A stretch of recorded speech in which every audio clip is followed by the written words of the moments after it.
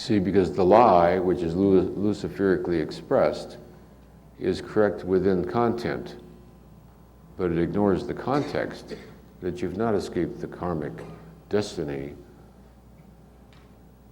of God. You may have escaped your own personal karmic destiny.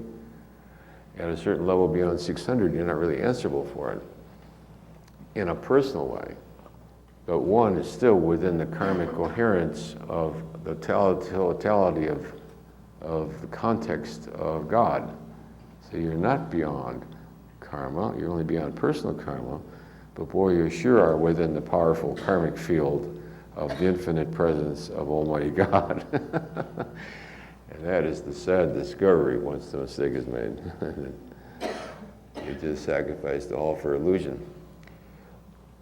God being the infinite context, then, is the ultimate infinite possibility of all that exists, all of which is kept within a karmic, perfect balance. That's why you don't have to fear judgment, because everything comes about as a result of the essence of its own expressing itself within the context of God. It's inescapable. There's no such thing as a murderer getting away with it. People say, oh, he got away with it. Yeah, right. He got away with it. Big joke of the century. Nobody gets away with anything because all is noticed, and that's what kinesiology is based on. Kinesiology is based on the inherent coherence, which is guaranteed by its essence as divinity, that nothing escapes the infinite allness of God and is registered forever with an accessible field that we call consciousness.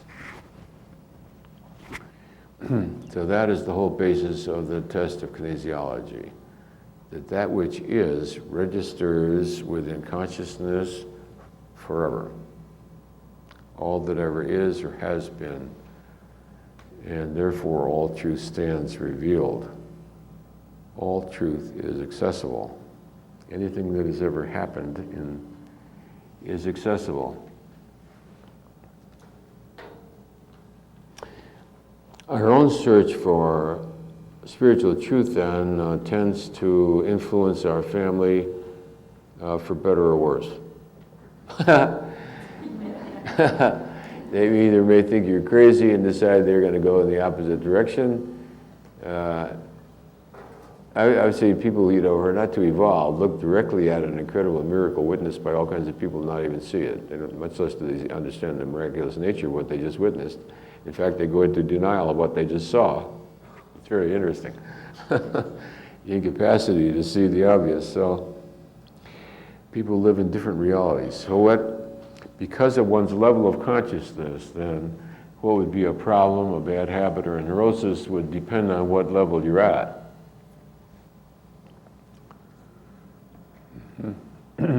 Any more questions about that? Because people do worry about such things. When you re-energize the persona in order to be active within the world, the persona is a habitual set of knowing social behaviors and the remnant of one's former identity, which is retained sort of in the memory of the persona. It isn't what you are, but it was the accumulation of the collected images of the world and yourself about that which you are. And it's sort of like an astral shell goes on its own trajectory. One gives it, you might say, sufficient energy to enable the continuance of a human lifetime, especially to re-enter the world to continue. But that's arbitrary. One can disconnect at any time. One can get involved with the movie to the degree that everybody else that's in the movie thinks you're in the movie with them and everybody's happy. The only difference is you can walk out of it in an instant. It's just a matter of will. But when you walk out of it, it's not always that easy to come back. It takes effort to re-energize to re-energize that which the world would call a relatively normal lifetime. The lifetime is never really normal again anyway, it's not really normal, but it does conform to human society sufficiently to return to a functioning. This has also its karmic commitments that may bring it about. We see what happened to some people. We see that Ramana Maharshi, for instance, suddenly fell down as a teenager and thought he was dying, and was pretty much left for dead. I think the bugs were eating him up, and he was dehydrated and stopped eating. So it takes time. He was silent and speak for 2 years. So it takes time to like re-energize, and it's usually because of well, not usually, it's always because of the input of people around you to eat and breathe and sleep and do all those things. And the love of such people then begins to get the bug to stir again, like it's coming out of its winter hibernation. So the hibernated remains of what the potentiality is for a humanness then can be revived due to the energy input. The effect on our family of our own spiritual effort then is both good and bad. On the one hand, it may energize them. We certainly can set examples at certain levels that we can implement. I think crossing over 200 is something where the spiritual seeker in the family does have an impact. To insist on integrity, to insist on the demonstration of integrity,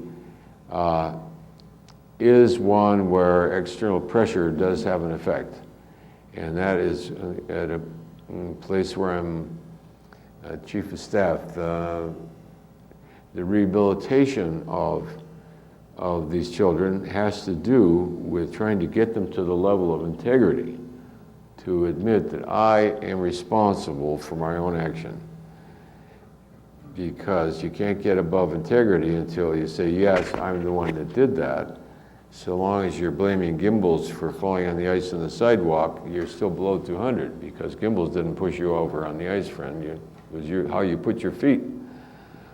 You saw it was icy, you're 52 years old, and if you don't know how to put your feet on ice, you shouldn't be walking on the ice in front of Gimbals, and much less suing Gimbals. So, I mean, I've never had much sympathy for putting the blame out there because of the loss of spiritual integrity. I'm the one that was careless about where I put my feet, and if it, see what I mean? Every ding in the car, I take responsibility for. I mean, it was my thoughtlessness that allowed for it. So that kind of training we can teach our children. I think we can inspire them to become integrous and to feel the increase of power and energy that goes with integrity. And if you teach them by example and keep bringing to their awareness that there is a certain payoff in self-esteem which nobody sees. Yes, you don't have to pick it up, you don't have to pick it up, you don't have to pick it up. But when you do over and over again, suddenly you notice a difference in how you feel about yourself, and that's called self-esteem. So I think the building the self-esteem through integrity is something we can certainly do. People remember Est from back in the 60s or 70s, I forget when Est was, the 70s. Yeah, well, what Werner was trying to teach, I mean, he had his own problems, but aside from that, what he was trying to do was get everybody over 200. He wanted everybody to be over integrity, to take responsibility, that you're creating your own experience. And of course, everybody went through shock. They took away your watch and your lip ice, and you couldn't go to the bathroom, you couldn't eat, you couldn't drink water, no tea, no coffee. It was a real big shock, and people went through all kinds of agonies. And it's really, you know, it brought up a lot of compassion. You see people lying there crying and desperate because she couldn't have her lipstick, or she didn't have her watch, or they had to go to the bathroom. I mean, all these little trivial childhood things, and they were going through these horrible agonies, always, going through major nervous breakdowns over some little habit. It's lunchtime and they're not having their lunch. Crisis. So it was a very interesting experience, and I thought that anybody who loved their kids would send them to EST, you know. Because EST could do what you couldn't do as a parent, you know. It was a very intense training. But you also learned very rapidly. And after that, you never worry about making it to the bathroom ever again, you know. If you just resist it and resist it, it disappears. Now you don't have to go to the bathroom at all. Wow, that's quite a discovery, to go through the crisis of the bladder and come out victorious. You had to go, and if you don't go, you're going to go, and you don't go, and then suddenly all of a sudden it disappears. You ever have that happen? It disappears. If you withstand it and transcend it, a couple of minutes beyond that, you don't have to go anymore. Well, we can stop now, I don't have to go anymore. So you just crossed another barrier, you know. So I think those are things that we can really encourage our children, is integrity. These other ones we weren't allowed to ask, well, maybe when I'm private we'll see if we can find out why. So the main emphasis today was how to transcend the 400s, how to get to the 500s. As we know, only 0.4% of the population, 4% of the population never gets to 500. 4% of the population transcends 500. And 0.4 gets to 540. 440 is unconditional love.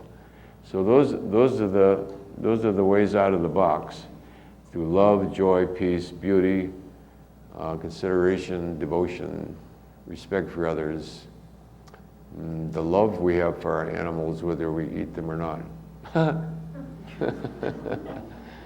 To see the divinity of the presence of their love. And as we said, a dog's wagging tail calibrates at 500, and a kitty's purr calibrates at 500. So that which we respect in the animal then is not its animalness, but its love. It's the lovingness of the animal that we respect. And it's why people go to such extremes for the animal. We say, well, they're really a nut about an animal. No, it's about the love. That's the love that's present. The other day I was at a staff meeting, and this girl who was very, very nasty and very, very mean, and had a long, mean, nasty, I'll stab you to death, and use all kinds of four-letter words. And she's sitting there at the staffing, just defiantly hostile, and just to kill you, look at you. And then her parents came in from the reservation. Her parents came in and walked in the door. They'd traveled 5 hours to reach her. Instantly, you could feel the love light up the room. All that stuff disappeared. All the irrelevance of all what had been. And the reality was the love. You could see the love of the girl, her joy, and their joy eclipsed everything else. And you're over 500. Because in the region of the level of 400, they should put her away already and keep her there. She's not safe on the street. But when you saw the capacity for love, the capacity to respond to love, and the value that both sides held for the love, then you knew that it was all going to end up all right. So that is the main way out then. Love, joy, peace, enlightenment, appreciation for beauty, the respect for beauty. And I think that's the way to the 500s. So we'll stop there for lunch, and we'll reconvene. What time? We usually reconvene in about 1:15.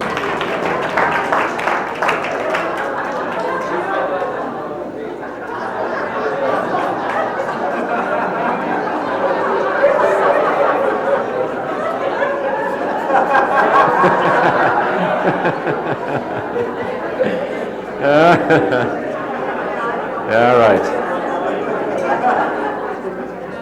Hey, don't you bloody blasters think I'm going to give you food and water all the way back to port and cost me good money. Put them over the side, Ike.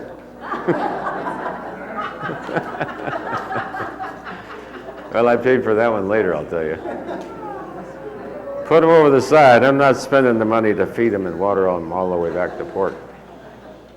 I'll have to tell you the truth about slavery. It's a great advance in human consciousness. Slavery is a great advance in human consciousness. Does that make sense? No. Well, I just want you to understand how positionality creates right and wrong, untruth, etc.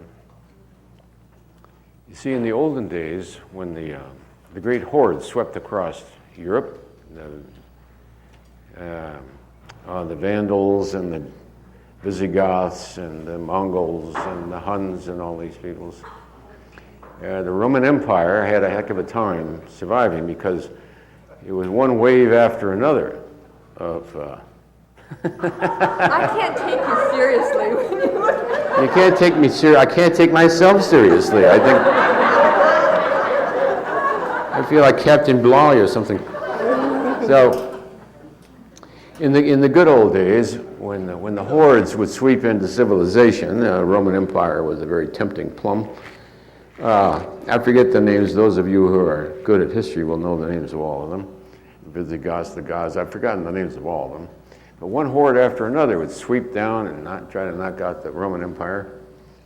And of course, they just killed the people.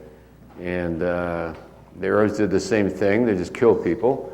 And when you conquered somebody, you took their gold, you had sex with the women, and you killed everybody. Then one day, a smart guy says, "Hey, these people are worth something." Said, "We won't kill them. Hey, let's save them." And they began to sell them. Wow, they're valuable. Human beings became valuable. We won't just massacre and kill them. The Japanese in Nanking massacred, 30,000 or 300,000, some phenomenal number. If they had any brains, they would have captured them as slaves and sold them, right? They weren't even that far in advanced. So all of a sudden, the value of the life of a human being dawned on people. They're worth money. Well, that's somewhere up the line, isn't it? I mean, you're moving in the right direction, folks. That I don't know how you turn these magical lanterns on, but anyway, he moved up to, at least we got up to greed anyway. He was worth something on the market. So much a pound, you know. They used to put the slave up there and feel him, and if he had mostly like me, they put him in the bargain basement. But people now had a value. So slavery was an advance in human consciousness from just slaughtering everybody out of hatred and seeing them as worthless and potential garbage. So slavery then, from that point, you see, was an advance. It'd be better to be captured. And even in a few hundred years ago, your lifespan was twice as long if you got captured as a slave, sold by the slavers in Africa to a slave trader and bought by an aristocratic southerner. You were now worth quite a bit of money as a worker, and you got medical care, food, housing, clothing. And the people who stayed back in Africa got slaughtered by the next war with the next tribe. So your chances of survival were twice as long. You lived twice as long. So you see, it depends on how you look at slavery. From that viewpoint, it was the beginning of the realization of the worth of human life and the value of preserving it. And if I spent a couple $1,000s for a slave, I'd take really good care of him, I'll tell you. I'd take good care of my car, and I'd take as good care of my slave as I would my car, wouldn't I? He'd be an investment. You got in those days, a good slave was like $1,000. That would get you to the top of the thing. So anything in history depends on how you contextualize it and how you perceive it, the positionality that you take about it. And if you're perfecting moving up from apathy to greed, where is greed here? Someplace around here. Where is greed? Desire.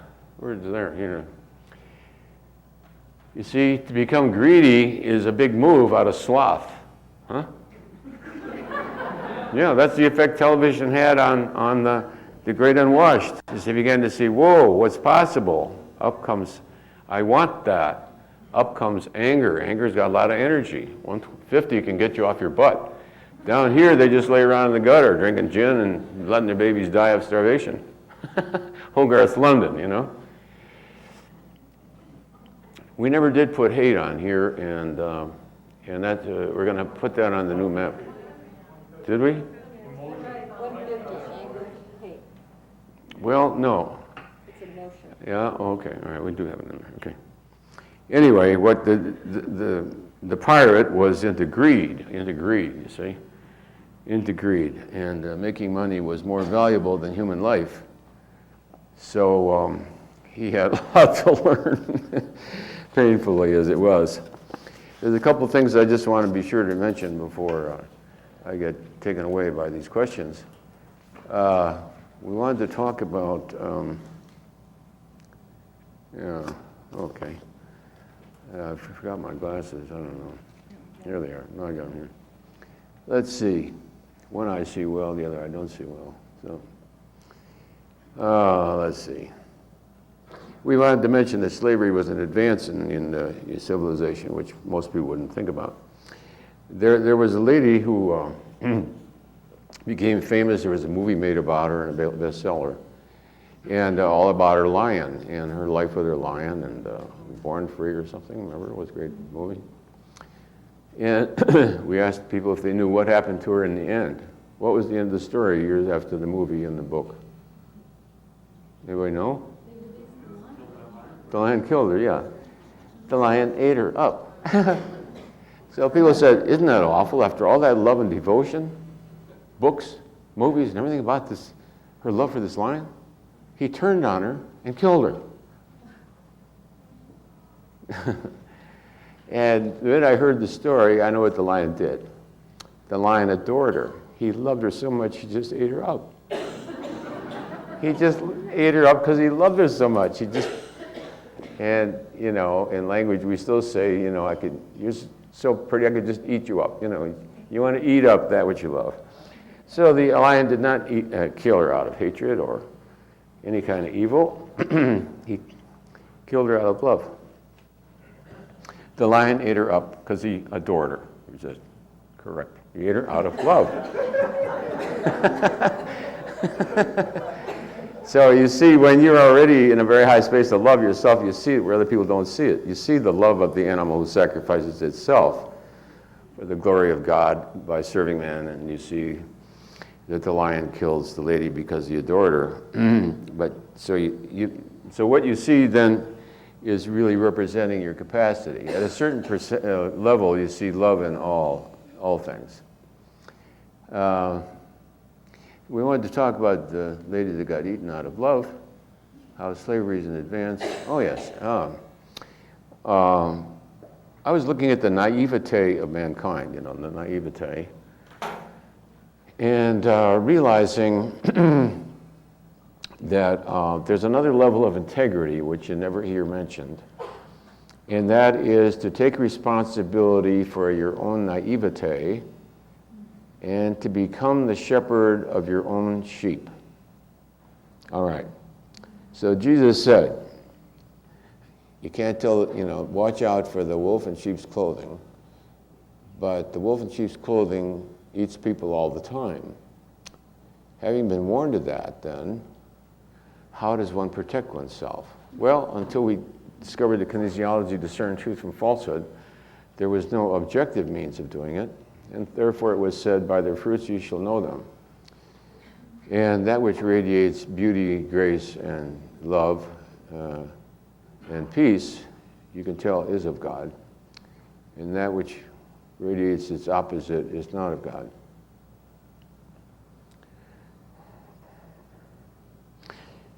Because consciousness is like the hardware of a computer, it doesn't know right from wrong, doesn't know truth from falsehood. Every great sage that's ever lived has said that man is innocent on a certain level due to ignorance. Because the hardware, software could tell the difference, but you're born only with the hardware. You're born with the hardware. Consciousness is like the hardware, and the programs are what society programs you with. Because your own hardware can't tell truth from falsehood, it cannot discern and has no control over what's being programmed by. People get programmed as they walk by an advertisement coming off the television. They don't know that they just got programmed, but I can pick it up later with hypnosis or kinesiology. You just got programmed. The message is already imprinted. You didn't have any say over it. You didn't say, gee, do I want to believe this? Do I want this imprinted on my consciousness? You don't have much selection over what goes into your software. The older you get, the more sophisticated you get. You get some selection of what you can pick which movies you want to see. And the movies that glamorize that which is non-integrous, you learn to avoid it because you realize your own susceptibility and vulnerability to the glamorization of it. There's a new movie out now. I haven't calibrated it, but it glamorizes what? Chicago gangsters in the 30s or something, which has its glamour,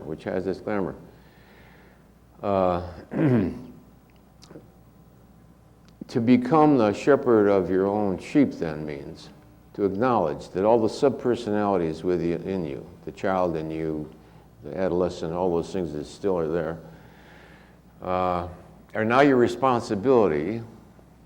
And because you're awake now, because you're awake, more awake than the rest of them within you, you have to become the shepherd that guards the innocence of the sheep within you. Yeah. You take responsibility.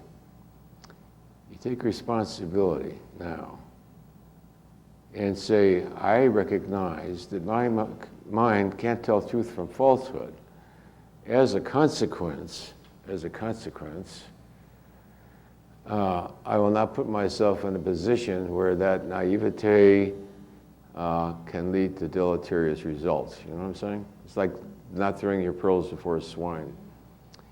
I never cared for the language of that, but it was, the idea is that you have to take responsibility now for what you allow yourself to be programmed by, which you have to be, and the glamorization of every kind of negativity by the current media is probably the biggest source of negativity, the biggest input into the consciousness of mankind right now. I would say if it were not for the media right now, the consciousness of mankind would probably be 10 points higher than it is. And the blatant non-integrity of video games and things like that, which are shocking. They're so shocking that even the media that put out negativity round the clock were shocked by it. Just 2 weeks ago, there was a new one out in which the graphics of it even shocked people that can't be shocked anymore. Training children how to kill women, how to attack them, kill them, and et cetera. And here's this mother. This came to my mind as I watched this mother on TV. She says, well, I don't see anything wrong with that. He knows it's just a game. No. The unconscious doesn't know it's a game. That's the whole point. It does not know that it's just a game. This is becoming a programmed, trained killer. And when it shoots its classmates, I just did it to see what it felt like. Did it for kicks. Did you hate those people? No. Whoa. I mean, that is really serious. If you kill the people you hate, at least it makes sense. Now you're beyond any kind of logic, reason, sensibility, any restraint at all. So now people are being programmed into non-integrity via non-linear programming. That is probably the worst downside I've ever seen in human history. Why? Because you don't have a choice. So we have to own that the innocence is our vulnerability. It's our vulnerability. And I think it's the answer of certain energies to the advancing spiritual awareness of the populace. The answer of that which would rather maintain its control, because it did at a level of 190 into the late 80s, had control of this planet. It feels control slipping, and now it has found a way to program the minds of young children as they're sitting there until they're hopelessly in their camp and don't even know they're in their camp. You just got brainwashed and don't even know you've been brainwashed. That's a hard one to break out of, huh? And it's the most serious condition, I think, on the planet right now. Bin Laden is chicken next to that. I mean, he's just obvious. He's nothing dangerous about Bin Laden. You either go for grotesque insanity or don't, but I mean, it's pretty blatant, But when you're buying your kid a nice game for his birthday party and training his little mind to become an expert at evil, and then the mother sits there on TV, he knows it's just a game. I thought, oh, godmother, this must be the worst mother on the planet. I hate her in this instant, you know what I mean? She's just sold her son down the drain, She thinks it's just a harmless amusement, it's just a game. Well, All right, so we said to take responsibility to be the shepherd of your own sheep. And that is the awareness that within yourself, within the various archetypes, the subpersonalities, is still the programmable. The programmable. And to watch what you're being, just to be aware, All right? Okay, so now we were going to talk about that, and we were going to talk, oh yes, we talked about that from the past. If we go back 20 years from now, this moment would be irrelevant, not even conceivable, and certainly unimportant, not worth a nickel. 20 years from now, we won't even remember it, I mean? I remember I went to a lecture by somebody at the time, and it was, it's exciting and fun, but I don't remember really, So 20 years from now, it will only be part of the mosaic of your own lifetime, you see. And so we said that in reality, in the space of the present, so there's either then, now, or in the future. That the focus on now, that now itself is equally an illusion as the past and the future. This is more advanced and sophisticated, but if there's no then, neither is there any sense of any reality called now.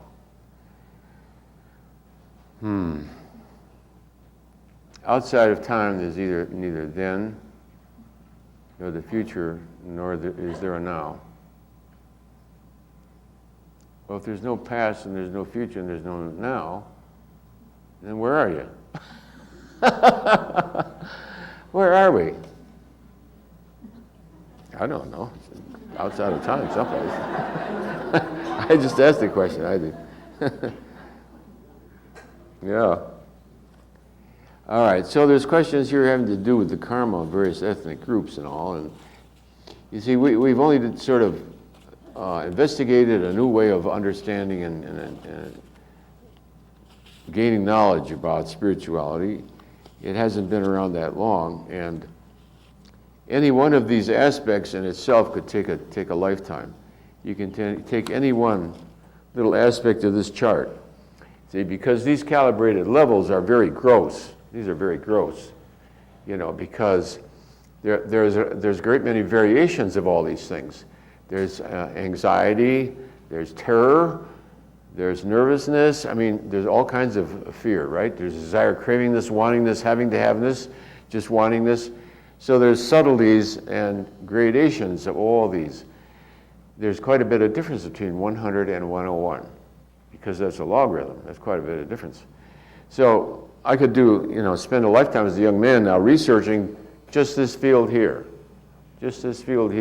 how it rose, how it expresses itself, all the subtle variations, calibrate everything from 100 to 105 could take you a lifetime, every variation. 100.1, 100.12, 100. And because it's logarithmic, there's quite a difference. So even a tenth of 1%. So in a way, we're saying, well, now that we got this telescope, we look up in the heavens and we see these galaxies, and we see the moons are on Mars or whatever it is Galileo ran into. But that was only the beginning of many, many lifetimes. How many astronomers over how many decades are still just, barely breaking through the surface of the subject. So we're at a rudimentary state, but just to contextualize the evolution of human consciousness in this way in itself already has a transformative effect. Thank you, Lord. What did I say? I'll have to say it backwards. Like all right,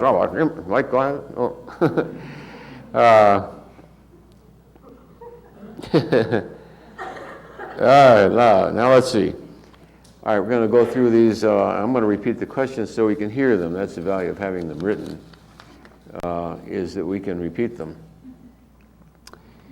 There's a lot said about meditation and reason as pathways to the presence of God. What of athletic endeavor? All right, so we said that what sets the karmic consequence, what sets the calibrated level, is intention. And I think I did mention that, yes, in power versus force, because the intention of the athlete not only has quite an effect on his performance, but certainly has a profound karmic consequence. One can do anything in the name of the love of God and to be of service to God. And peeling potatoes for your family is, to me, as holy as praying up a storm in church. Everybody runs to church and prays up a storm. But the test of the oatmeal is at the kitchen sink. That's where the test is. Anybody can feel holy at church with the hymns going, and I mean, everybody feels holy. Everybody feels holy at church. That doesn't do you much good. If you can see the devotion, the sacrificing of oneself for the love of others, then peeling every potato is as holy as any other act. And therefore, athletics. Because athletics can demonstrate your joy at your existence, your thankfulness to God for this body and the joy of it at the present time. And it's a way of demonstrating one's love and devotion to God. At a certain point of endeavor, physical endeavor, athletics being probably the most commonly one, you of course run against the ultimate barrier. It's one of those books I wrote about, I don't know which one. Anyway, there is a barrier beyond which you cannot go. You cannot run 1 iota faster, you cannot lift 1 more ounce, you cannot lift 1 more box in the warehouse, you cannot lift 1 more rock, you cannot put 1 more arm over your head, you cannot take another stroke in the water. You've reached it, the limit, the barrier, the blockade. At that point, with grim, absolute determination, one can, by intention and will, you then discover how powerful the will is. The will is the crux of finding God. You will yourself through that barrier, absolutely, at any price, and crash. You go through the barrier. The next rock doesn't weigh anything. You lift it effortlessly. And I've lifted rocks for 12, 15, 18 hours, 150-pound rocks, nonstop, didn't even feel tired. Had to turn the headlights of the car on because the whole work crew had long left and it all fallen over. So this is the most common place that this is experienced, I think, is in sports, where everybody knows that the 4-minute mile barrier of Roger Bannister, and once he broke it, then many others broke it. So athletics is another way of breaking that barrier, the sense of I can't, and the realization that there is no limit, really, and one can break through it. And yes, I discovered that in a work situation where you couldn't lift 1 more box. And in willing oneself through that barrier, suddenly all the boxes became lightweight. I was just amazed. I could hardly lift those crazy boxes of canned peas in a pea cannery, 110 degrees and no windows in this warehouse, and you couldn't lift 1 more box. And that was when there was that discovery. And people who jog discover that. A certain barrier, and then all of a sudden your jogging is effortless. And you're in a state of high joy, and the jogging is doing itself. You're not doing the jogging is jogging itself because it's effortless. And I think that's where the Sufi dancers discover it too. And I also discovered at dancing that there's a certain point in which you stop dancing and you are being danced, just like the boxes were being lifted and the rocks were being lifted. And the runner finds that it's effortless. In serious spiritual work, if a person is really committed to enlightenment, you're going to run up against that barrier. There's more than once. There's that barrier beyond which you cannot go. And yet you have to go beyond it. And you summon up all the spiritual power and intention you have. And by the intention of will and the fixity of will, you break through the barrier and the impossible becomes possible. That also happens at around 600, calibrated level 600. Somebody asked me about that.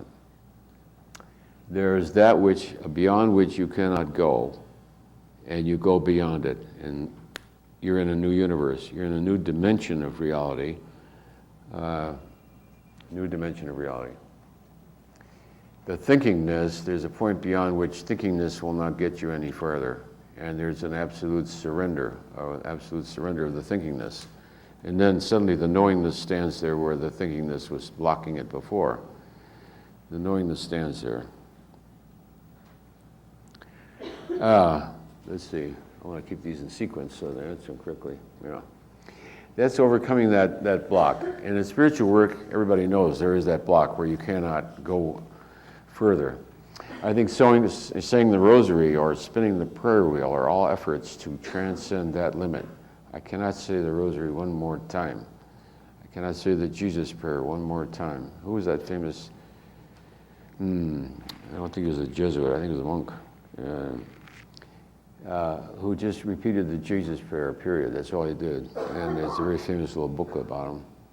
And when you couldn't do it one more time, he did it one more time and broke through.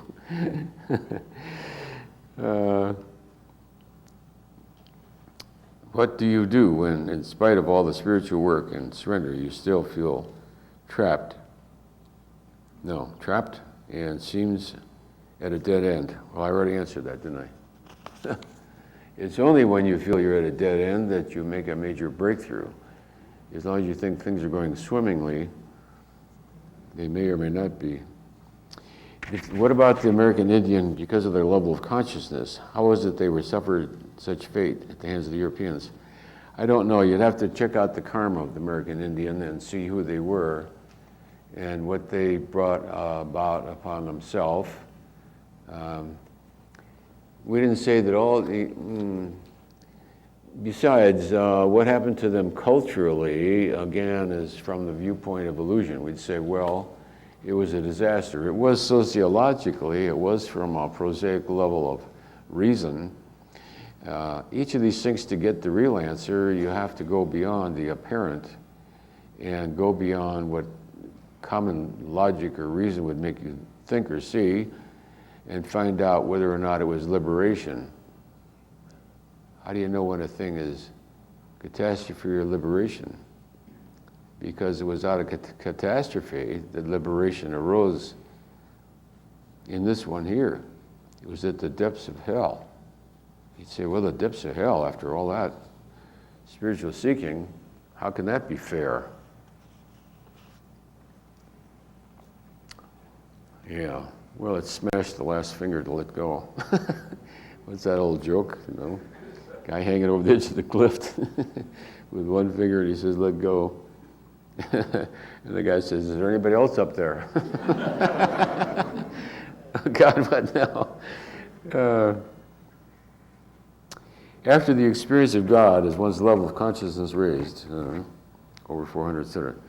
Well, everyone's experience of God does have, of course, a profound effect. And the near-death experience is transformative. The near-death experience calibrates, people calibrate considerably higher after it.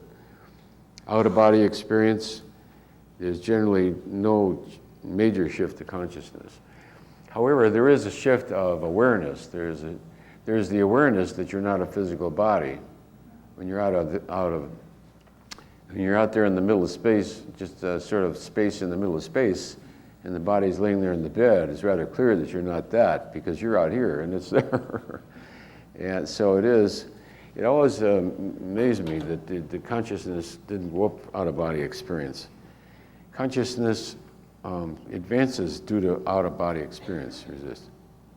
No, isn't that funny? Mm-hmm. In this lifetime, out of that bed, did consciousness advanced itself or resist? Didn't. Huh. No, because I was miserable when I came back in the body.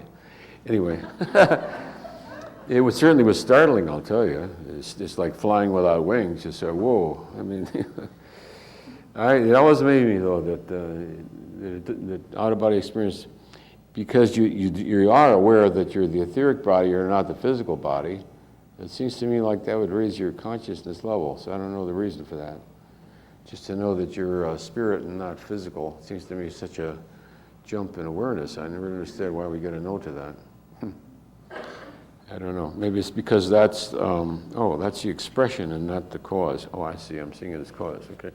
So the going out of body is already the realization of the truth that you're not a physical body. Resist. Oh, okay. Now it makes sense. The reason you go out of body is you're already aware on a certain level that you're not a physical body, and that's what allows for the experience in the first place. I was looking at it the other way around. Then the consciousness level of mankind raised after 9/11. I think we asked that before and said no. The consciousness of mankind, just in recent days, is going up to 2. What did we get this morning? 208? 209? Huh? 209, yeah. So it is advancing. I expect it to accelerate. Why? Because the power of even one person over, 500 is so enormous that you get a few individuals on the planet that are in the high 500s, they're going to already raise, and a few in the 600s or 700s, mankind's going to just keep going like that. And the more that go up, the more there's going to cross the line. The more they cross the line, I expect to see mankind get pulled right up into higher and higher levels of consciousness. So we said, what is it today? What did we say this morning? 209? 209, yeah. Well, that's an amazing rate of progression because it was at 190 for many, many centuries. At the time of Jesus Christ, the consciousness level of mankind was 100. 100. It took it 2,000 years to go from 100 to 190 in the late 80s. Then in the late 80s, it went to 207. Now it's up to 208. Now it's up to 209. So now it's moving very rapidly, very rapidly. You see, and I think the decimation of the corporate world and 9/11 and all those things, the net effect is that integrity becomes more important. You can be sure Mr. and Mrs. Stockholder are going to be quite interested in the integrity of any future stock investments. Yeah. Hey, let's do kinesiology on Enron before we buy more of that stock, sweetheart. This is an integrous company. Yes, no. Boring. Whoop. An integrous corporation is the biggest, most successful corporation. The fact that integrity shows up on the bottom line is what some of the people in this audience are. That's what they're about, to take spiritual principles into the workplace, into the corporate America, into the bureaucracy. I like to see it in the government, you know what I mean? I'd like to see them quit stopping all the black people coming up from Chicago and asking them if they're babyface Nelson. If we used the same political correct style that we're using now in avoiding racial profiling, in the 30s we'd be stopping all the black guys coming up from Chicago saying, "Are you John Dillinger?" You know what I mean?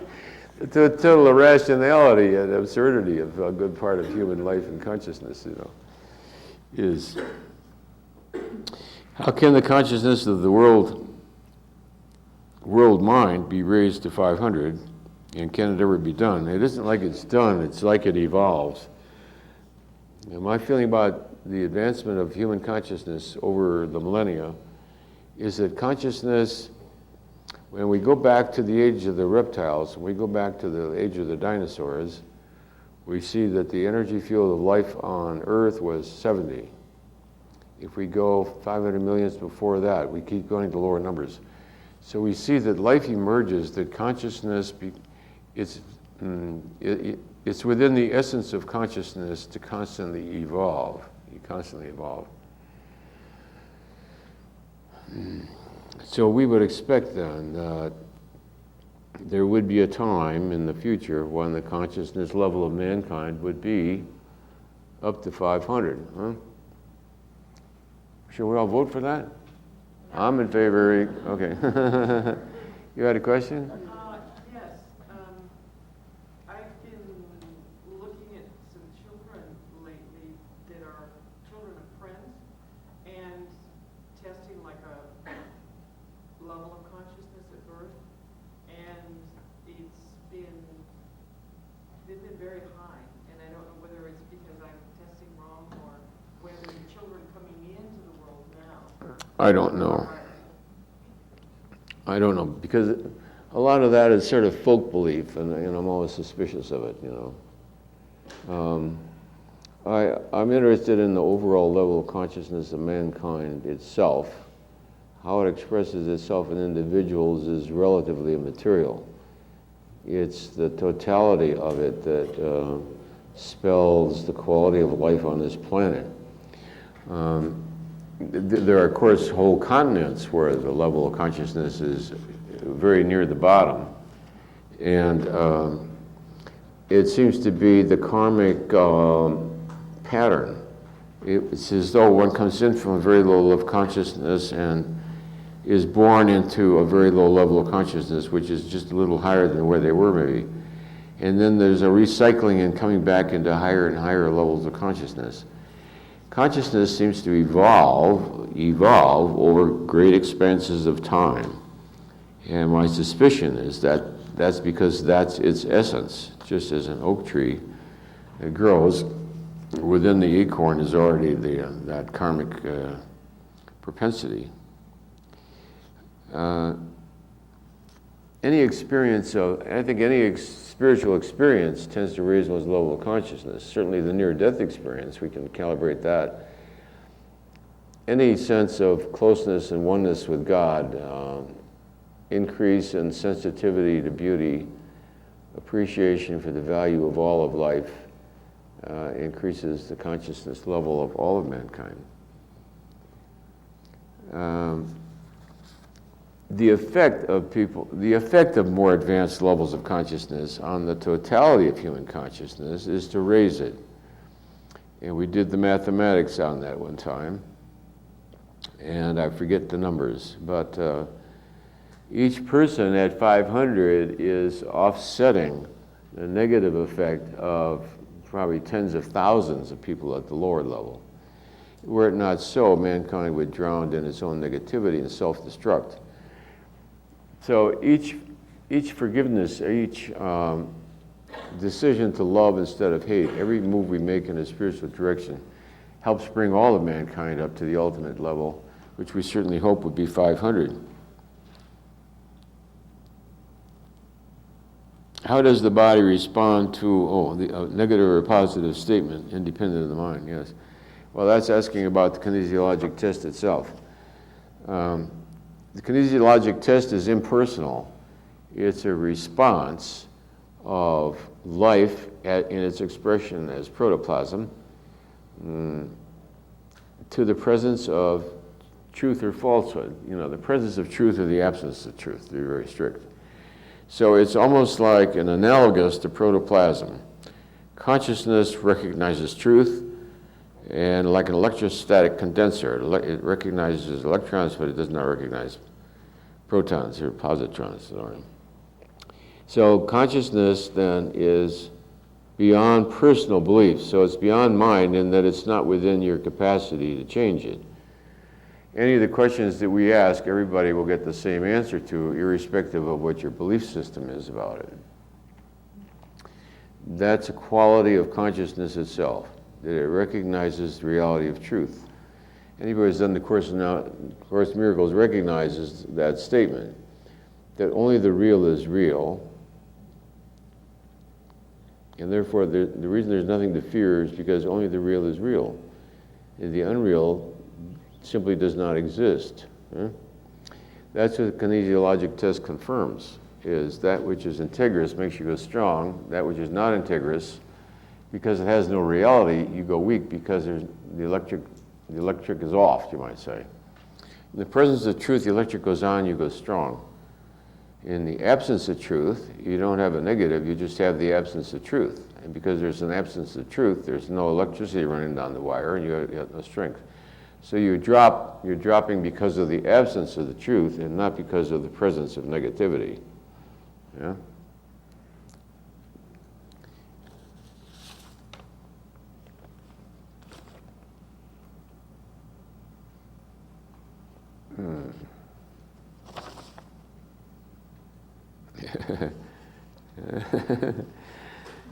Yeah, I tell you.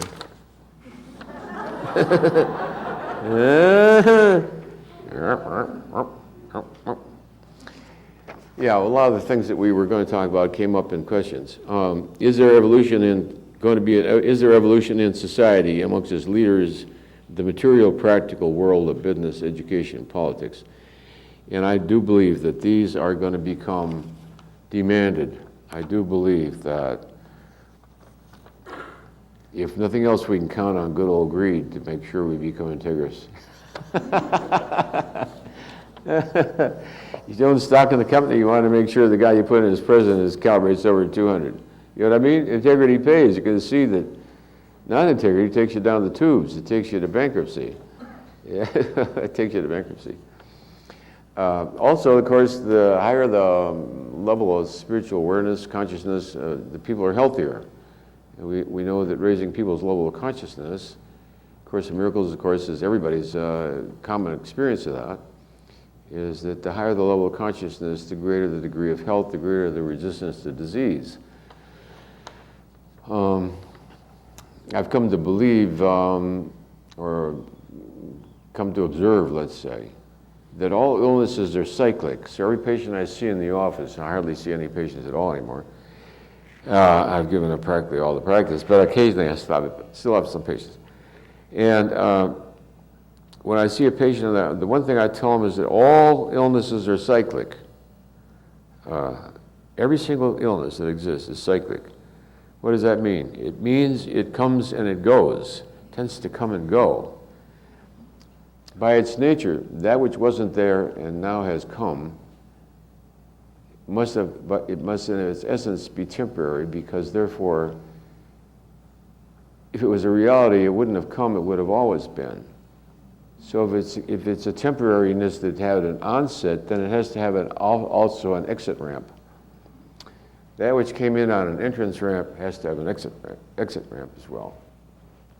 Consequently, all illnesses cycle in and out. What helps them to cycle out is the advance, first of all, wearing out the karmic propensity in the first place. Secondly, the negative belief systems that are supporting it.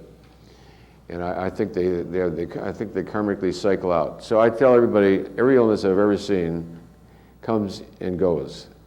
Everyone has the capacity to go. If it hasn't gone yet with you, then there's more you got to be doing about it.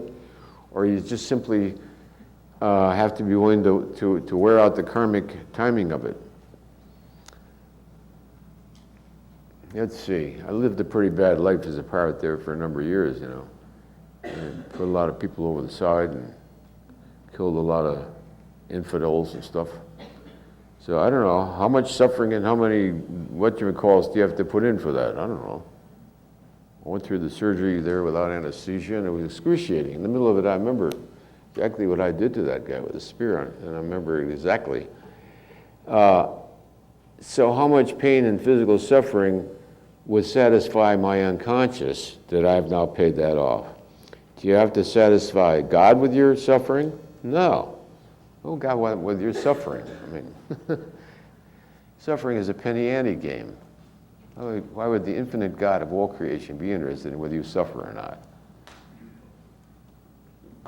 Be bored to tears, wouldn't it? More suffering. Oh, give me a break, huh? Hey, that's the old suffering ploy. Oh, God, look how I suffer. Oh, wow.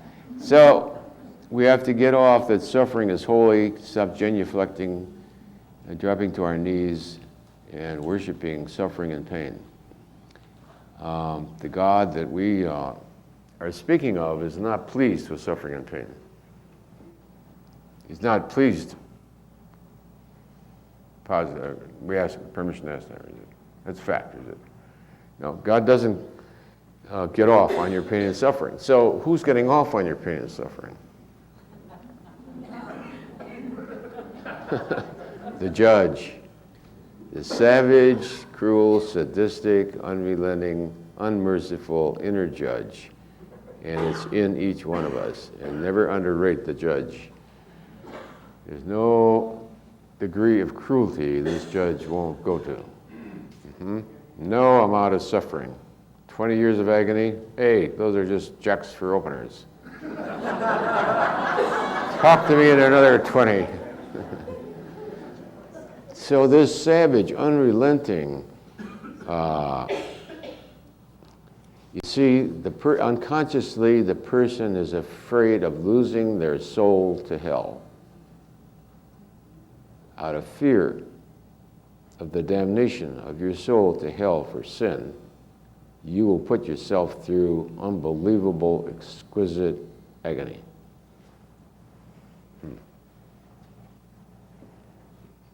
That's the truth.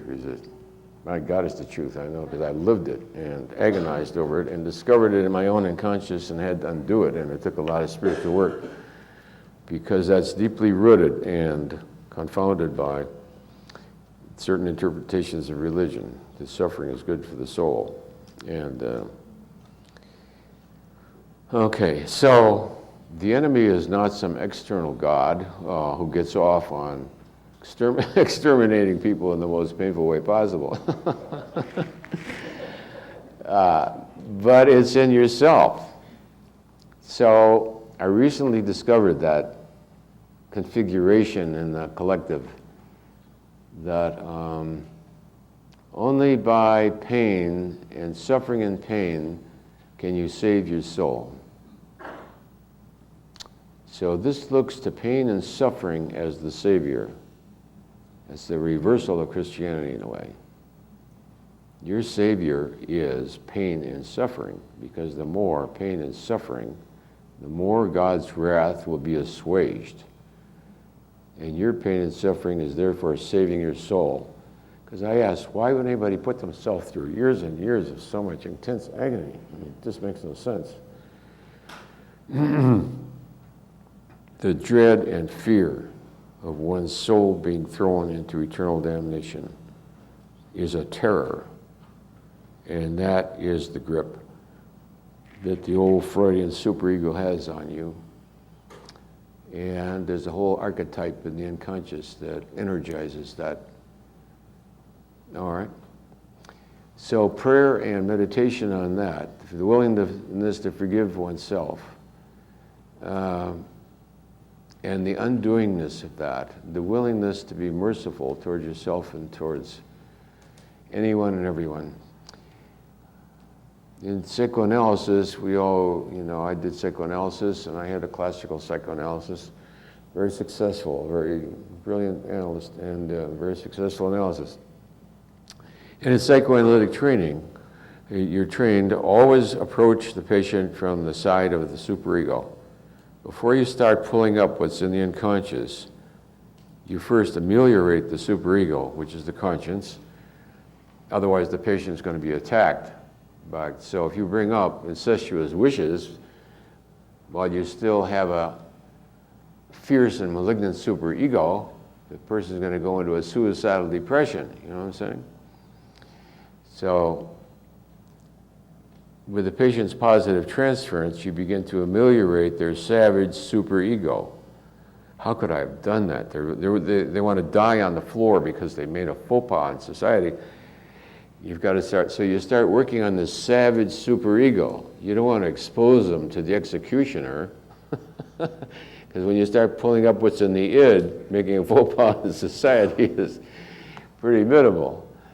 The death wishes you have towards people, the teachers you wish would die and stuff, wait till that stuff comes up. So you have to ameliorate the severity of your own conscience and see that it's irrational. It's not God. Everybody thinks that the savage superego and a big massive sense of guilt means they're holy. No, it means you're neurotic. You need a good analyst. I had some forbidden thought. I remember I was laying on the couch and I was shaking with this terror came up, and just, now what? I can't talk. He said, what is it? He said, it's terror. Terror. And the terror was a forbidden thought coming up. Forbidden thought coming up. So I projected onto my analyst, the savage killer. See? And I'll never forget the time I broke through my classic obsessive-compulsive phobic anxiety disorder, for which I was seeing him every day, plus being a training analyst 5 days a week, all the way from New York City into his office on East 83rd Street. And the terror got bigger and bigger and bigger. Oh my God. You know, people nowadays, it's stylish to put down Freud. You should lay on the couch every day for a couple of months to see how much you put down Freud. Anyway, you lay on the couch and all of a sudden all this stuff comes out of nowhere. He hasn't said anything or done anything to bring it up. I started getting phobic. I couldn't go through a tunnel. I couldn't go over a bridge. Claustrophobia. I couldn't get on an elevator. I couldn't be in crowds, and I couldn't be by myself. I couldn't go under the river or over the river. And his name was Dr. Ribisi. So I said, good God. I said, I'm getting worse. This analysis is making worse. He thought we were making great progress. Wonderful, wonderful. You know what I mean? And the anxiety attacks, I'm breaking out all over. I don't know how I functioned in those days. I was a resident in psychiatry. And, oh, my God, it was awful. And so anyway, the day of great terror came, and I couldn't breathe. And I lay on the couch, and just sheer terror came over me. And he says, what's going on? I said, well, do you have any dreams? Yes, I told him this dream. I said, I'm in this dream, and there's some woman in the background, and I don't know if I was flirting with her or what. I said, and then a lion jumped on me and began to kill me. And then the terror, I mean, I really had an anxiety attack on the couch. It was awful. He said, what does a lion make you think of? I said, Jesus, I don't know. Lion, my mind was blank. He says, what's my name? I said, it's Lionel Oversea. That was the name of my analyst. He was a professor at Columbia. Anyway, his name was Lionel. He said, who would the lion be? And he realized that here was the terrifying, castrating father figure.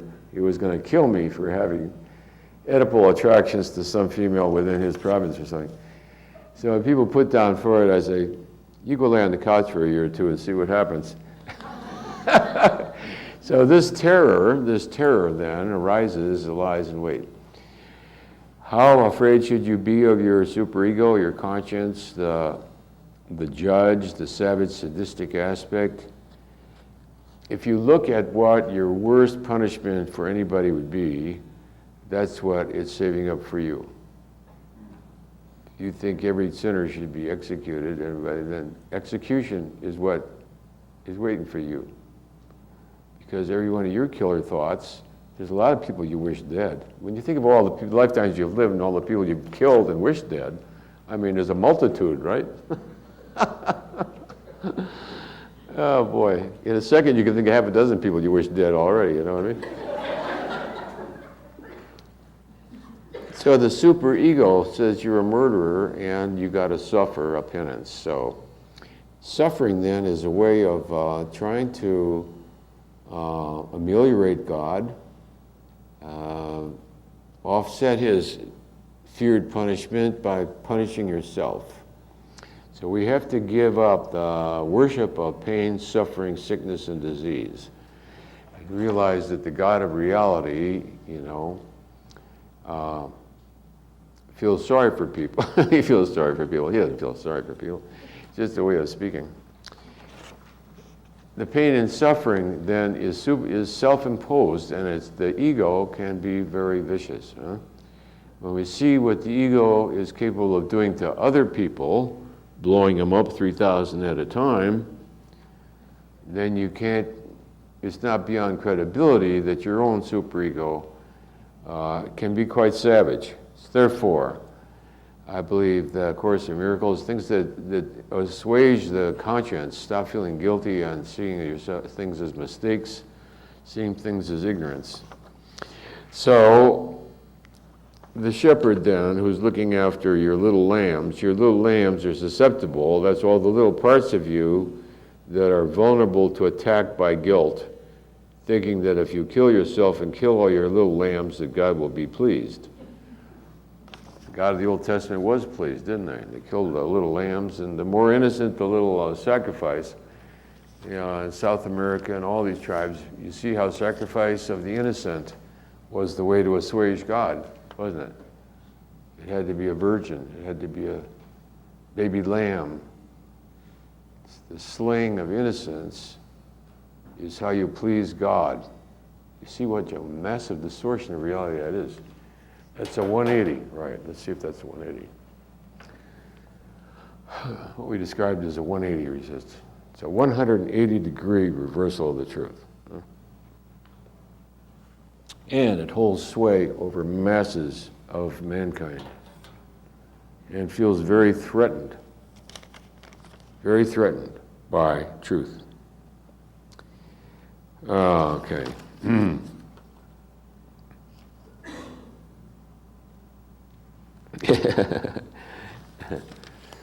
Yes, and what can we blame on the human brain? That's a good question. I like blaming a lot on the human brain. It's one of my favorites. I mean, it's a very defective instrument. It doesn't remember to take the keys to the office. It doesn't remember how to turn this thing on or off. Is this thing on? I don't know. I can't remember whether it was on or off. I forgot how to turn it on or off. I have a new air conditioner at home, a little 5600 BTU, goes through the wall. And they said, and it has a remote. Uh-oh, famous black. Uh-oh. You can set it for every other Tuesday, third Thursdays, and if you're 20 years old, it's probably a turn on. I finally have gotten on, off. That's all you do. And I don't even touch the remote.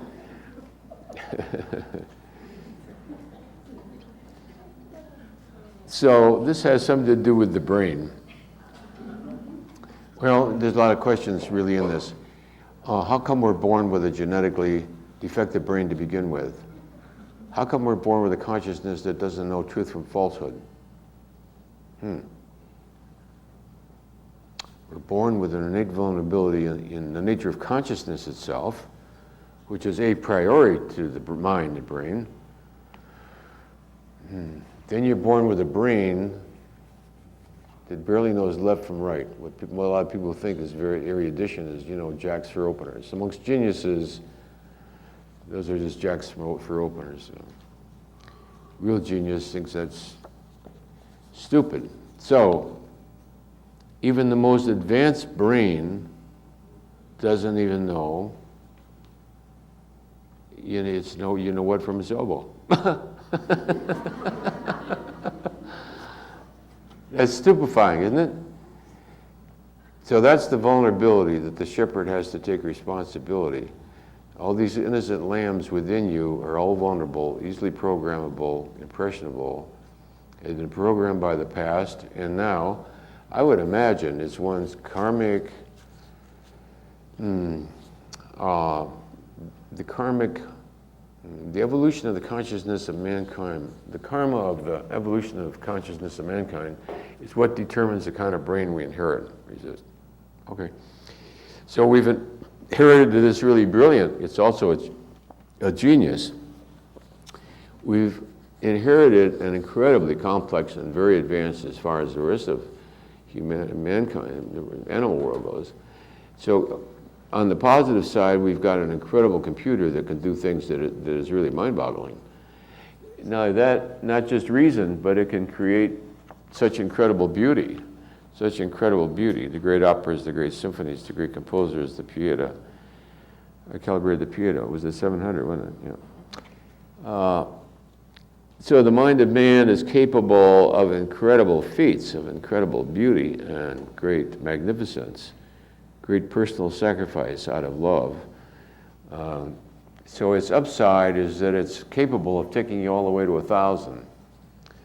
My presumption is after 1,000 you don't need it. In fact, it's probably a hindrance even below that. I don't want a brain after 1,000, do you? No, I want to be rid of it. Yeah. So, all right. So you might say by the evolution of consciousness, mankind has earned karmically now the right to have a brain and all the benefits of the brain. But every gift is also a limitation, is it not? Just like the 400s are a gift as compared to the 200s, but it's already a limitation to get to the 500s. So the human brain is certainly, I would say, useful to us at a certain point in the evolution of our consciousness, and not useful after a certain level. Not useful. Probably the human brain is quite a holdback at a certain level. You have to get rid of it. You have to transcend the human brain. So that means we have to transcend physicality, and that's what heaven is about. Isn't heaven going from physicality to more advanced consciousness in which material physicality no longer plays a important element.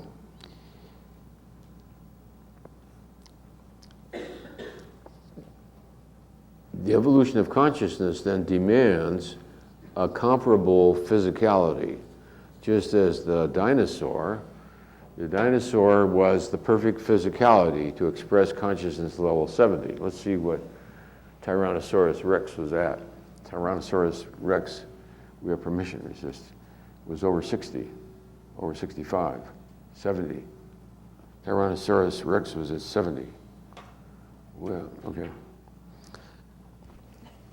There are people in the news that calibrate at 70.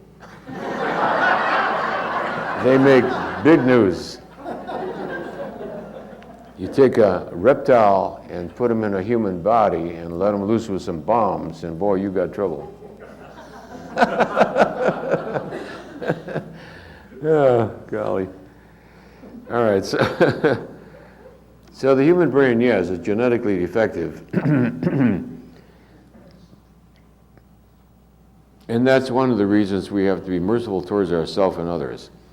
No matter how badly other people screw up, when the chips are really down, you really have to, you end up forgiving them. Why? Because you see they either didn't know any better, or they couldn't even if they did know, and that everyone is pretty much operating at the level of which they are capable every instant.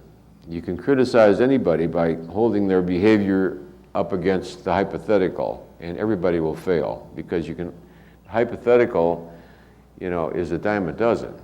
He should have known better, he should have remembered that, you should have gotten an A, you should have remembered not to turn the corner that fast, you should have remembered to put the gas in before we left on the trip to Cincinnati. All those shouldas is the hypothetical. So compared to the hypothetical, all of us fail. Nobody in this room can live up to the hypothetical. So the hypothetical becomes a weapon really of hostility towards others. Nobody can live up to the hypothetical. So we can only forgive people for being where they are at the moment. And hypothetically, 5 years down the road, they will remember to do whatever it is, but remember empty the garbage. But at this point, they don't remember to empty the garbage. Fixation and obsession, yes. Fixation and obsession are solar plexus. Fixation and obsession, it comes out of the solar plexus. Addiction comes out of the solar plexus. Obsession to thoughts, obsession to rituals, obsessions and compulsions are primarily solar plexus. They are not heart. I mean, that's not love, nor is it spiritual wisdom. Neither is it hate. It's not coming out of the spleen. So it's really a fixation in the solar plexus. How to transcend the 500s to the 600s. We're going to finish these questions and then we'll take a break again. Actually, you do it pretty much the same way. The high 500s are unmistakable. The high 500s, life becomes transformed. It happens to a lot of people who do the Course in Miracles. You see them go into a state. The miraculous becomes the commonplace. You think of a parking space, as you get there, a car pulls out, and there you are. You park right next to the Lincoln Center. Everybody, you love everybody, you're in love with everybody. Everything looks beautiful, everybody radiates, all the men look handsome and all the women look beautiful. All animals are charming. Every street scene is like a French movie, is so. Central Park Sunday afternoon is so beautiful. The beautiful ladies walking the children, and everything is exquisite. The high 500s is a wonderful place to be. And how do you get from there beyond the 600s? I never asked myself the question. It happens of its own. It happens of its own. It can happen suddenly or slowly. You begin to, I know how it works. You begin to get glimpses of it. As you get into the 500s, it's not hard to get the high 500s. I mean, it's hard, but it's not hard. You just do the Course in Miracles assiduously, pray up a storm, forgive everybody and everything, and be loving in all regards at every instant. And life transforms itself like that.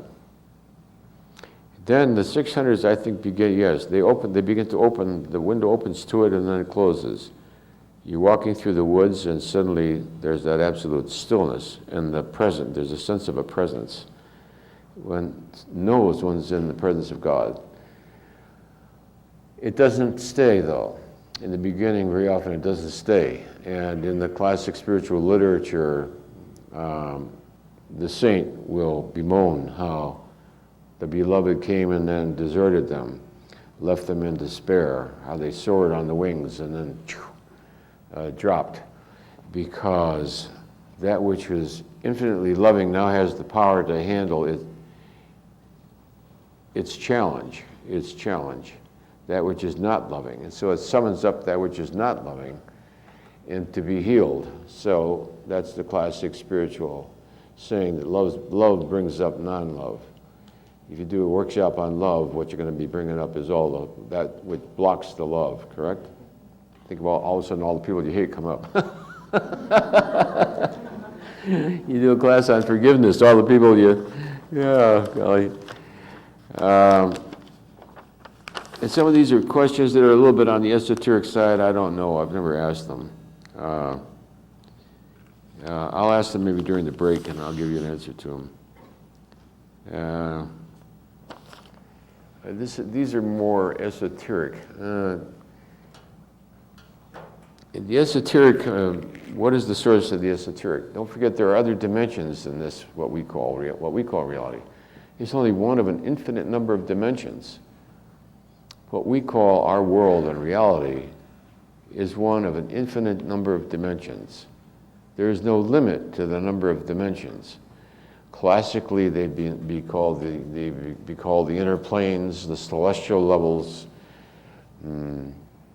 The lower levels are called lower astral, lower, middle, upper astral, celestial, extraterrestrial. They've got different descriptive terms.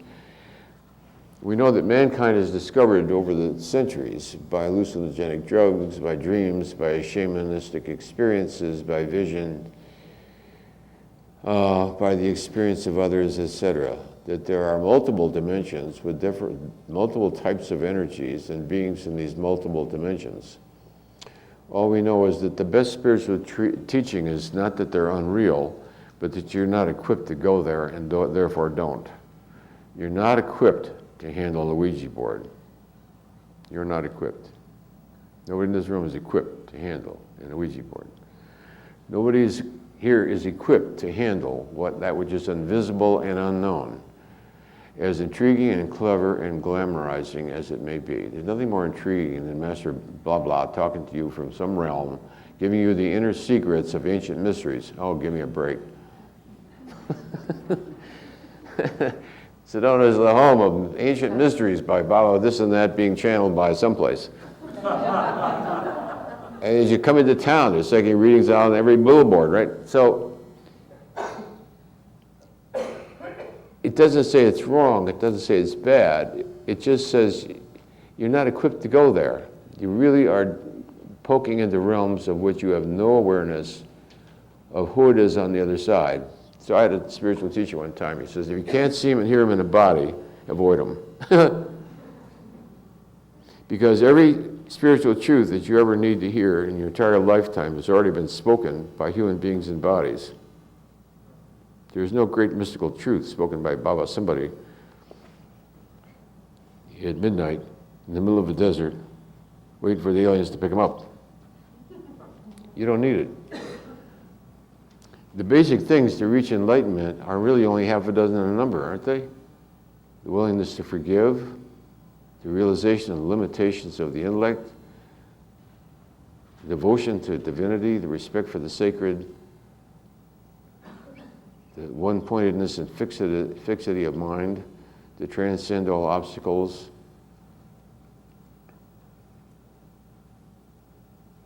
the willingness to be loving as a way of being in the world rather than some kind of emotional give and take. I love you, now you love me, and if you don't love me, I'll be mad at you and kill you, etc. Not an emotional give and take, but a way of being in the world. You only need to know about half a dozen things. What do you need to know from Master Gugelheimer on the other side? The ancient mystery of what? It's usually some symbols or numbers or strange name, you know? with a mystical, magical quality. So this is the mystical, magical, and its intrigue, which is one of the sheep you got to watch, is glamour. It's called glamour. The glamour of the mystical, the glamour of the secret, the glamour of being initiated into the secret mystery and rituals of the Hamdidaras. And for another 5,000, you can become a master Hamdidara, which will give you the real secret symbols.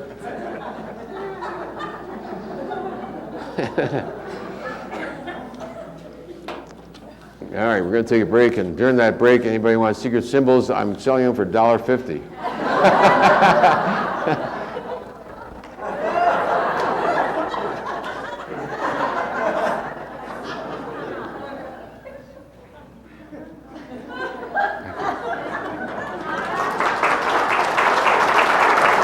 $1.50. Let me shut you off. I like this earring. This is cute. Isn't it great? I get all kinds of wonderful presents from people. Here's all the clever signs. Oh, here's the one here. One of these lectures, I wandered off into previous lifetimes, and you know, they were pretty vivid, and each one is very real, and as real as this lifetime, but no more, and then this, and so anyway, somebody, a friend of ours here, made a poster with all the previous lifetimes that I described. Here's one where I had a lance, and I skewered this guy right through the groin, and I re-experienced the karma of that, having a hernia repair with no anesthesia. And in the middle of that, I apologized for not killing him. That was really the karmic, the moral defect was I didn't have the courage to kill him and put him out of his defect. So here he is, that lifetime, and I was talking today about the cathedral chart and the blue window, and that's where this comes from, the blue window of the Chart Cathedral. And he picked it up and put it in. And here was the lifetime as a slave. Here I've been the pirate. Yeah, too cheap to feed him. And so in this lifetime, I'm at the wars and suffering what it is to be a slave. And in that lifetime, you know, when I couldn't take any more, I suddenly, it was like an enlightened state came in. Suddenly I realized I could let go of this life. I'm not trapped at all. So I let go of it and died. Screw you. There I am, free as a body. You're free to exit anytime you want. Whoa. So there's the galley where I was a slave. There I was the... Be a second, this is a Tixel and a mini Tixel, and I was reading the Advanced Theoretical Physics, a learned text. It's something about one of the variables that you deal with is 1 minus 300 billionth of a pixel. So I thought that would be a Tixel. A tiny, tiny moment of time. How small does a moment of time have to be before you're beyond time? Huh? So anyway, those are the lifetimes. So that was the meaning of this pirate's hat, because in that lifetime I wasn't about to spend the money to bring those poor people back to port, I'll tell you. All my profit going down their throats. And so, heck with the food and water. So that's the ultimate of greed. Huh? Greed. Where even the life of others, much less their happiness or their comfort, is immaterial. And we see that in the daily news, right? That's even every evening's newspaper.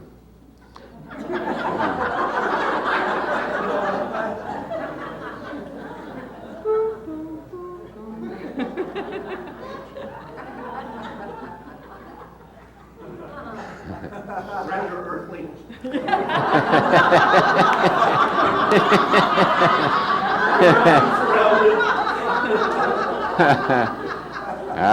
To the great arg arg.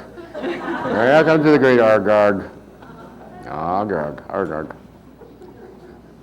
All right. What about sensuality and sexuality as barriers to enlightenment? Yes. Should they be avoided? Those are rather traditional things that every spiritual aspirant has to look at. greed, money, work, fame, fortune, sensuality, sexuality, all the body's activities. There is a phase of self detachment from all these things, in which one learns how to surrender, let go of cravingness in all of its forms. I did a tape on how to lose weight, in which I explained that in some detail. You let go. It's pretty much the same as letting go, resisting pain. You know, you fall down, you twist your ankle. What you do is you instantly don't label it pain, don't call it anything. Let go, resisting whatever the experiencing of it is, without calling it anything. And the complete and total surrendering to the experience of whatever it is that's going on brings the pain from the ankle up into the aura. You can feel the pain leaves your ankle, and you're surrounded by the pain. If you're surrounded by the pain that was once local, you know you're doing it right. Then as the pain leaves here and becomes generalized, you can tell it's in your aura.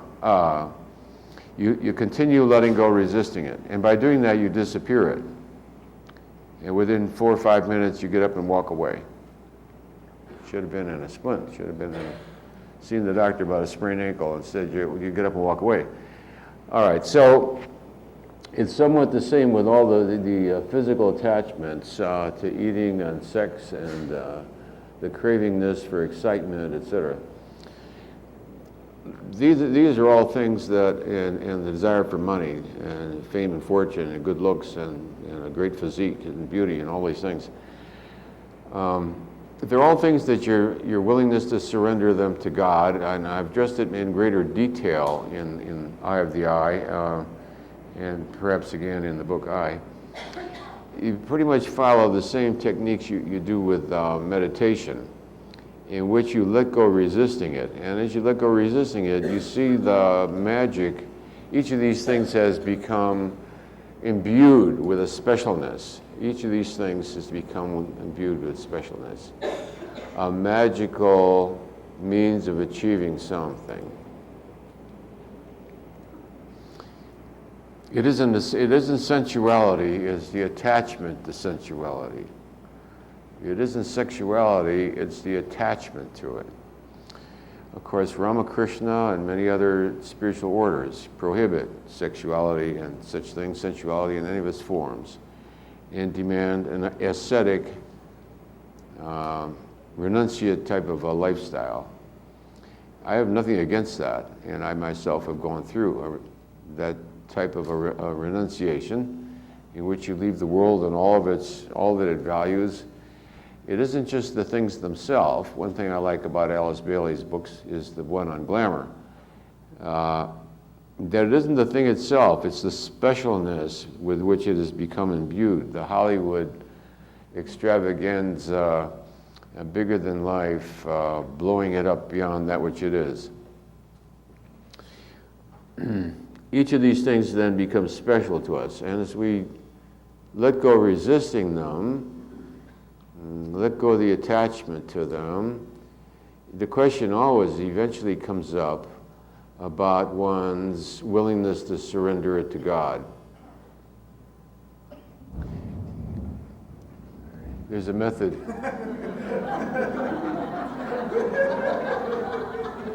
Yes?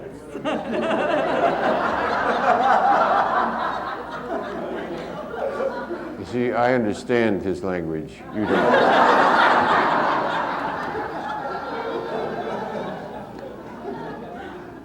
That's God speak for right on.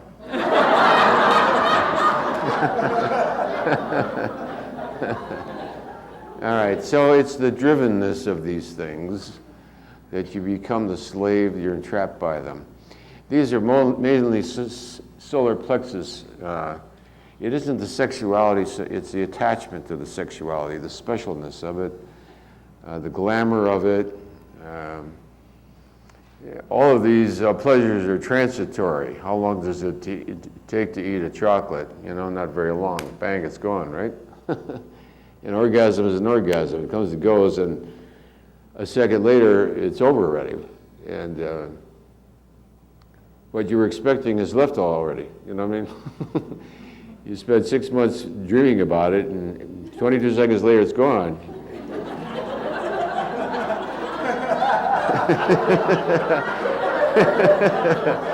And for this, you sacrificed all your hard-earned money. All those months out at sea. And this little bimbo in the Hong Kong says, you pay me money now. Oh, well, there goes 30 seconds. All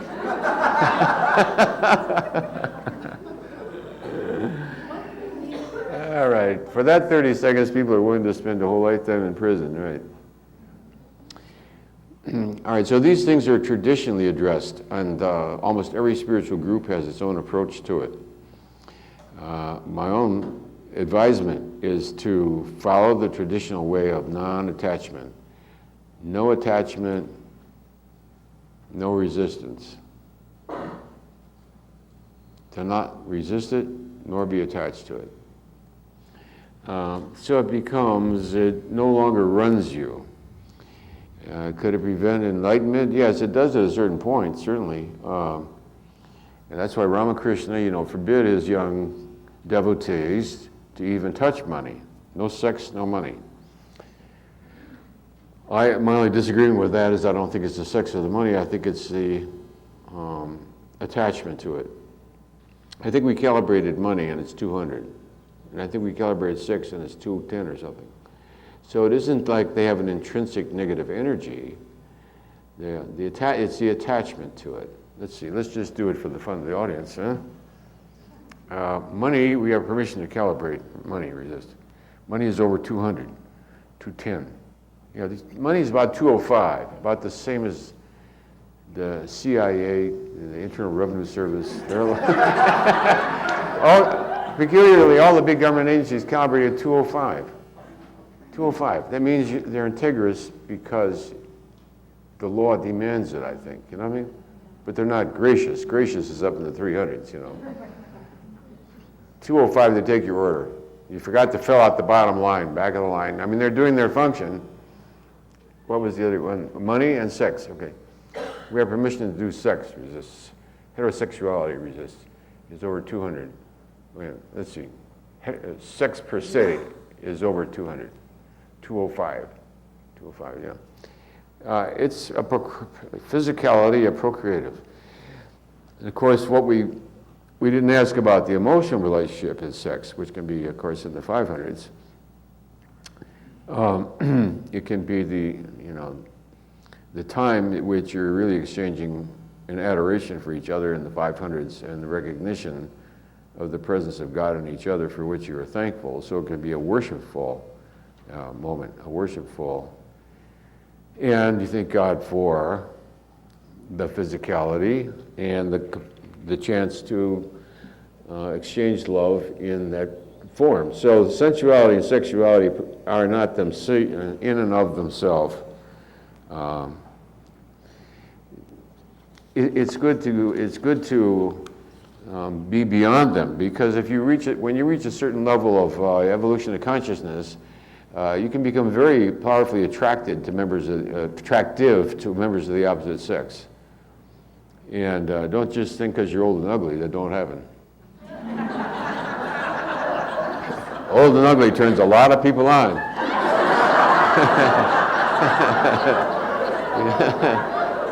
For one thing, you're safe. There's no competition. And don't kid yourself that it can be, passion can be very intense. But you'll notice as you get into the 500s yourself, as you get into especially the high 500s, people are attracted to you like flies. And very amorously, they come on very amorously. There's almost an onslaught. They just fall in love with you. Well, at that level, you see, you're in love with everyone. So what they're in love with is the reflection they're getting back of the recognition of their self because of your lovingness. So in your presence, they feel this intense state, which is spiritual love, but they misinterpret it as personal love. They think it's personal. No, it's not personal. But as you get in the high 500s, you find you're very attractive to people. And if you haven't transcended the temptation, you can fall. And there's a lot of well-known spiritual teachers whose books calibrate reasonably well, but later on, later in their life, their personal calibrations fell down. And it was partly that this doorway was not guarded. So as the shepherd of your sheep, that's another doorway you got to watch. That the energy of lovingness is very, very attractive to people. And they will be attracted to you, and you will get very surprising propositions. In the midnight in the zoo, the ape looks at you. Hi, sweetheart. There you go. This is a very curious question. I never ran into it. It says at many spiritual meetings and seminars, there's more women than men. And yet traditionally, it has been men who have been the great avatars, etc. Huh. I never answered that before, or questioned it before. I suppose it depends on the spiritual, it depends on the community. Because there's many communities where they're practically all men, especially the Middle East, etc. Any congregation is almost 100% men. I don't know if they even let women in a mosque, do they? No, it's 100% men. So it depends somewhat on the culture. It depends on time, availability. It could be, well, we've never asked this before, whether the woman is more interested in the qualities of life, whereas the man is more interested in the materiality of life. A good friend of mine right now is sawing wood and hammering things instead of here. Why is that? Just not into it. I asked him, I said, how come you're not there? Well, I wasn't into it. I was making a box.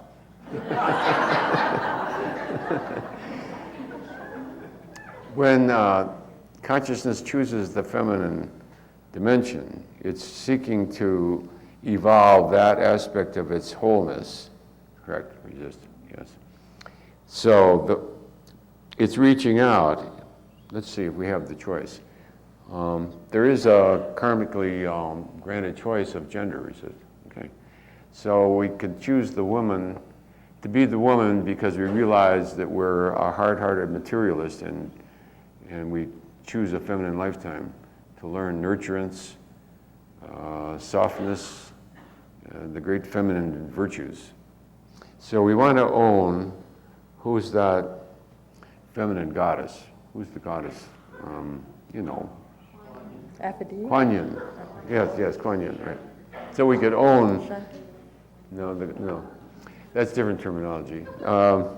Anyway, it could be that the feminine lifetime is then to nurture those aspects which are not within the usual realm of testosterone. Testosterone is going down the highway with tattoos on a motorbike and a Harley Davidson. Why would he want to be at an airy-fairy seminar, you know what I'm saying? This is not the lifetime for that. He's still proving his macho and learning how to handle being a male and what to do with all that testosterone, besides having it kill you. Testosterone is the most fatal substance on the planet. Kills more people than anything else. I mean, all the wars, that's all testosterone. Marshalling all that testosterone with all the flags and the music waving and the bravado and being the hero, and that's all testosterone. Testosterone kills more people than anything else on the planet. In its biologic expression.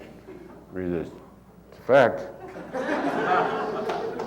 You look at Adolf Hitler up there, testosterone, testosterone. Get that testosterone up with the flag, Deutschland über alles. Everybody goes up. They do it in Japan, they do it in China, they do it in Nanking, they do it all over the planet, century after century. That's the rule of testosterone. When the consciousness level of mankind reaches beyond 500, they'll call ancient history the ages of testosterone. Aggression, greed, murder, war, hostility, bombing. Imagine bombs in your shoes. I mean, is that demented or what? All right. And yet, historically, the great avatars, etc., have been men. That's also correct. I think the reason is because the strain on the nervous system, as you go up to really very advanced high levels, which are beyond this chart, as you go to the levels beyond 600, I think the strain on the nervous system becomes enormous. As you get up around beyond the 700s, it becomes almost beyond the doable. The strain of the energy, the constant pain, sort of agonizing feeling of hot wires being ripped out of your nervous system all the time. Any kind of negativity that you hold within your consciousness, it's just, you got put in the electric chair and they got it 10 volts below kill, you know? And you've got to find out what that is. You've got to clear that with very intense prayer. And only with the help of the Holy Spirit does it even resolve. So it's arduous. I don't think it's, I think that's what it is. We'll just see. The physical nerves, the physicality of the man is needed to handle that kind of energy resistance. Physicality is really brutal.